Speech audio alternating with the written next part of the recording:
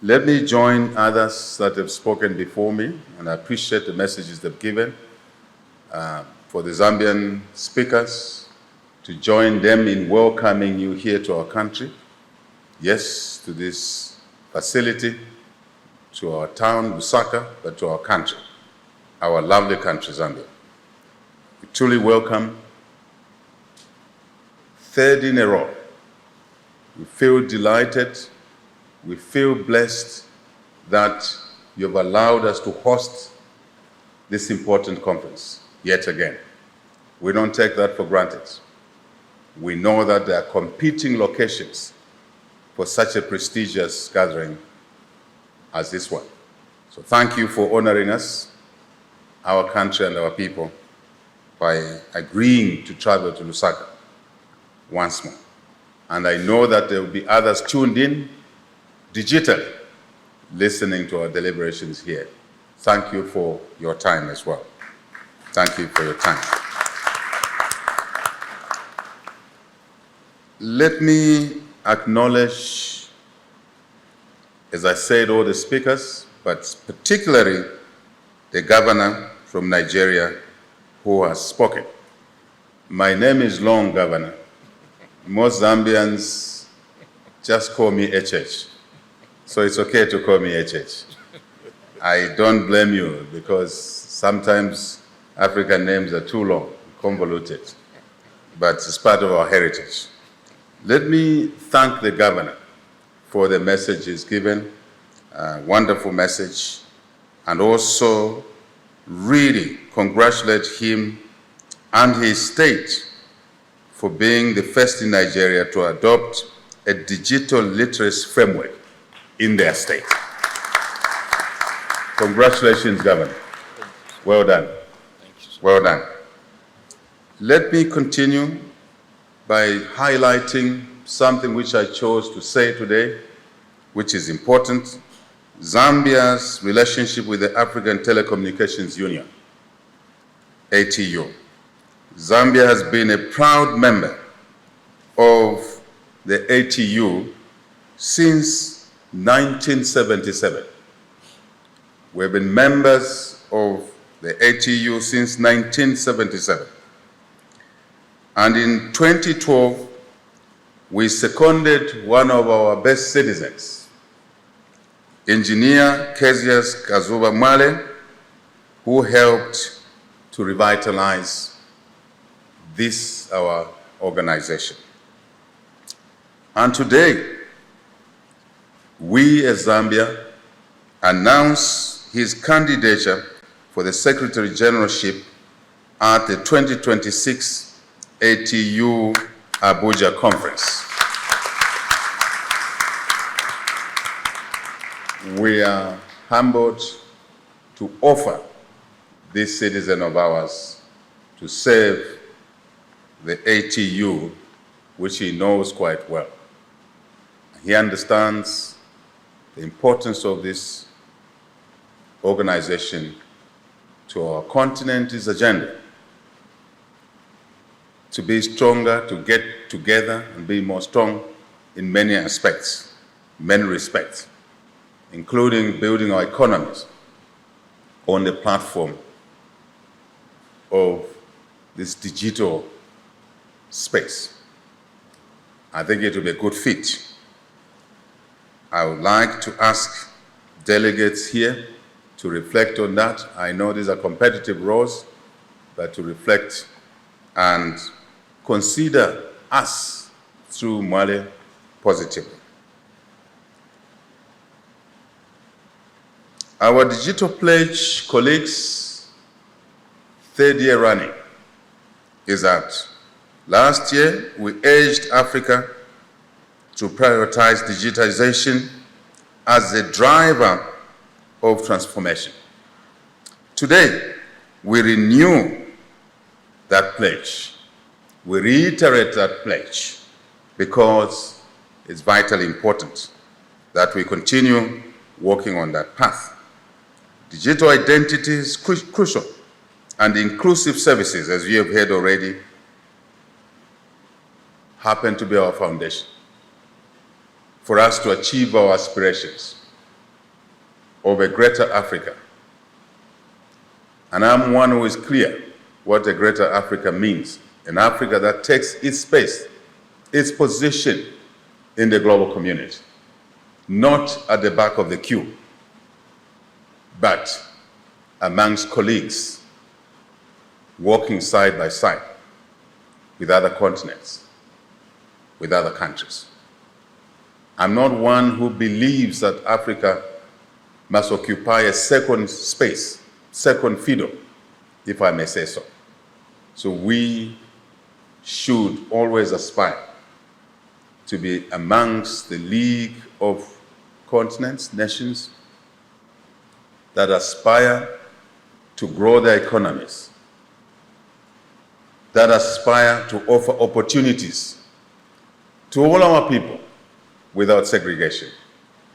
That's how we see Africa. African countries, through growth, focused growth, are able to create business opportunities for all our people in their diversity. An Africa that will generate increasingly treasury revenues that will support the weak in society. Because that's our obligation. The sick, the old, the retired, those that live with disabilities. That's the Africa we want. And I want to say, on behalf of my colleagues, other leaders on the continent, that we have come to that realization that politics is our vehicle to leadership. But our duty, primary duty, once in public offices, is to deliver economic development expansion to benefit our people. It's taken a bit of time for African leaders to get to this point. But there are many of us, and majority of us now are agreed that our justification to stay in public office must be anchored on driving, creating opportunities for our people, those who put us in public offices. I think that is important. And we know that to do that, we have to work with businesses. We have to accelerate investments, trade, working with each other as one family members, each one of us playing different roles. But for us to do that efficiently better, we need digitization. That's the issue. We need a platform that will accelerate our agenda for growth, for economic expansion, more investment, trade. The Africa Free Trade Area itself needs a digital revolution in order to have a chance of success. As you know, we are the continent that does least business with itself. That has to change. And it's the digital platforms, it's this conference, it's the work around what brings us here, the ancillary aspects to support the digital revolution is what will make it possible for us to change the fortunes of Africa so we can trade more with each other. Worse still, when we trade with each other, we trade through other continents. Can you believe that? To trade with each other, even us to trade with Congo next door. When I'm in Kasumbalesa, I can just walk into Congo. But many times to trade with each other, we have to use platforms outside Africa. Really? With all the brains that we have, and all the partnerships that we have, with all the knowledge sharing that we have, how can we deepen trade with each other if we have to trade through other platforms? It's a challenge for us all. So let's trade with each other on our platforms. Let's trade with each other even in our currencies. Absolutely. That's not working against anybody. It's working for our agenda. Very important.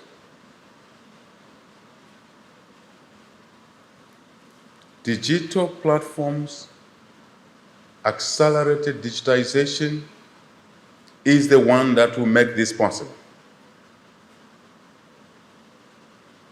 I don't want to talk about other things.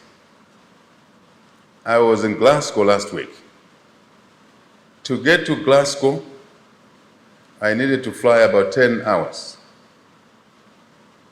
Max, 10 and a half hours. But because of the setup of Africa, first I had to go to Dubai, veer off my route to Glasgow, and go and spend some hours in Dubai. Nothing wrong in doing that. But if I want to go fast, I need to go to Glasgow directly. If I have to stop over, maybe it's better I stop over in Lagos, because it's still a direct route. Homework for all of us. So eventually, you reach Glasgow after 16 hours. It's good for guys who are 24 years old, 30 years old to do that, because they enjoy the flight. But for some of us, we need the most least time needed to get there, do the business, and come back home. I'm talking about working with each other, cooperating in infrastructure, but even to do all this infrastructure, railways, roads. Talking to the Minister of Technology some years back, and we were at a meeting in Victoria Falls in Zimbabwe. And the meeting was talking about digitization, same stuff, and how we can move goods and services, especially goods, across our boundaries. And the meeting was proudly talking about the one-stop border posts. I said to the minister, no, that's not a good ambition. We must have a non-stop border post. Non-stop. Non-stop. Time is money. But to have a non-stop border post, yet we retain the aspects that lead us to stopping at borders, verifying goods in the truck. We can circumvent that by applying digital technologies. So when we are packing goods, a truck in Durban or in Maputo, it will be real time. That truck, the contents of that truck will be viewed by all the partners en route to the destination. And so when it comes, the truck comes at the border, it must just be waved along, because we're able to see what is in there, because the digital technology allows us to do that. Isn't that a better ambition? Lowering the cost of doing business, making goods more affordable to the destination, to the consumers in the destination, because we're keeping the cost down. Technology allows us to do that. Digital technology allows us to do that. That's the aspiration. That's our agenda.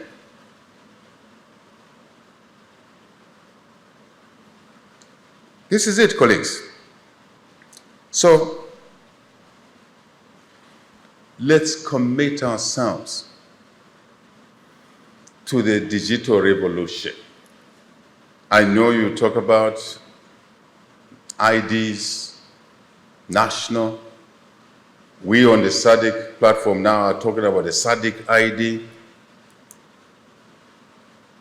We are saying, why do we need passports? We should be able to move from one country to another. After all, we are one family. The Europeans sat in Berlin some years back and cut our borders in an irrational way. and left an elder brother who is Zimbabwean across the Zambezi River. The young brother is a headman in Zambia. But someone created a border. You think those brothers will stop visiting each other because they are borders? So, a digital ID, Africa ID, digital ID, will restore our normal family ties. You take a journey from origination to your destination, everybody sees your ID.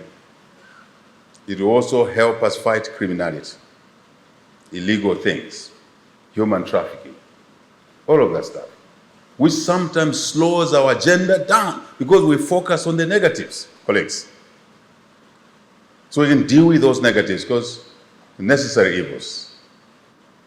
Crime is not part of our menu in our agenda to achieve Africa Free Trade Area. I'm only picking a few elements, only a few elements. So let's invest together in the digital space and auxiliary services facilities, which will support the Africa Free Trade Area, the Africa Single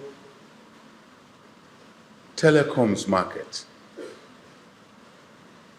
including the speed of communicating to each other. Talking about investments, I was whispering to colleagues in the room there, and to Percy Chinyama here, I said, I'm happy we have done transactions from the first conference, second, and more transactions this conference. But I would like to make an ask that in making investments, talking transactions, which I love the most because they deliver the economic growth and opportunity jobs, treasury income. Let's include energy, electricity. Africa is short of electricity. Without electricity, we will basically slow down our digitization program. So let's include energy, especially electricity, as part of the investments we need to make. Our aspirations is that we should have a single energy market for Africa. Interconnectors, yes, but also that's on the grid, off-grid. Starlink has made a difference to us, but it's possible to have the Starlink in the remotest areas because we have off-grid energy, we have solar and other sources. So I would like to include in your conversations of transactions the energy aspect. Energy access must be universal to allow digital access to be universal to the continent. That's a connection I'm making. I believe I have said the things I wanted to say, but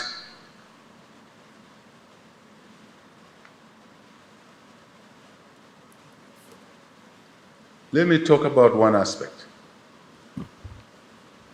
Africa does not need the third-rate technology, digital technology.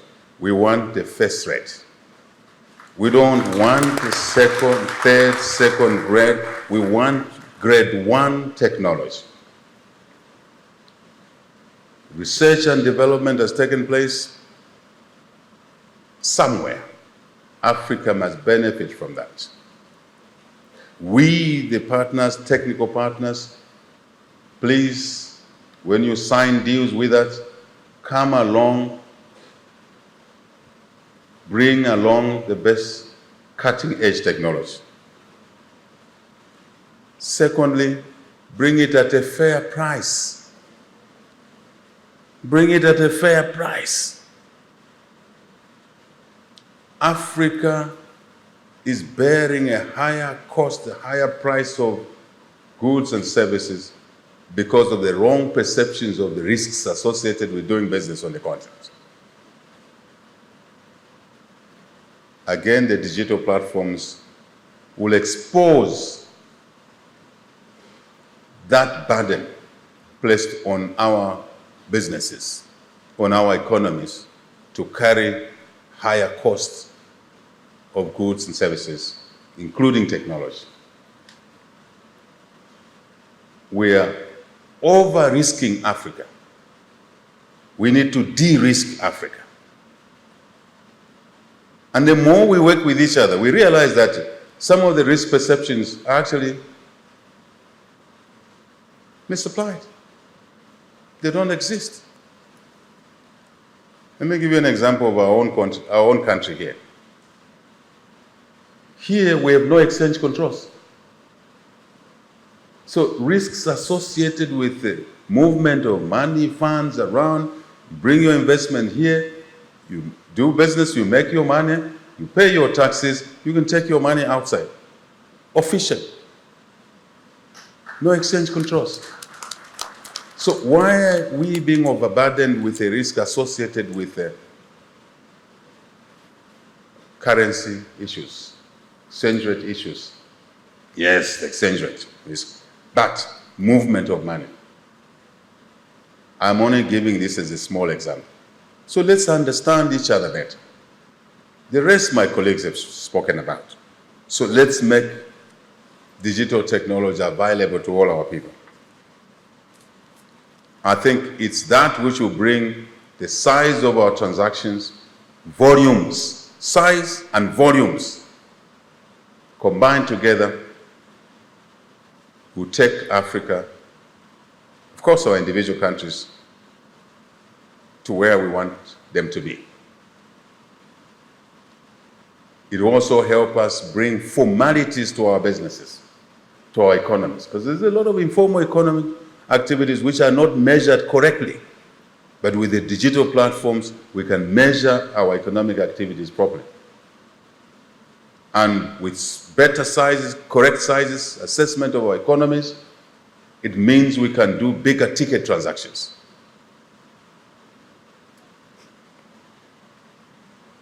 I want to appreciate all of you who are present here, to appreciate Smart Zambia, Technology Ministry, all our ministries involved in this process, and your ministries in other African countries. I want to appreciate the partners, the private sector participants, and those who are engaging in activities that will help us grow our economies. We want to say thank you to all of you for coming to the table to do what has been long overdue. This discussion has been long overdue. The work around here has been long overdue.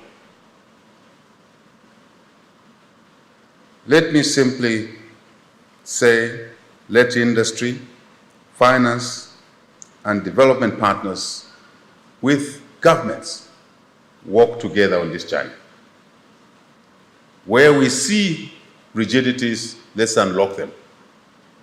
Where there's a misunderstanding, let's discuss those issues with an agenda to take out any things that stand on the way of our digital revolution for our continent and for us to take our place, rightful place in the global community. May God save us all. Thank you for your attention.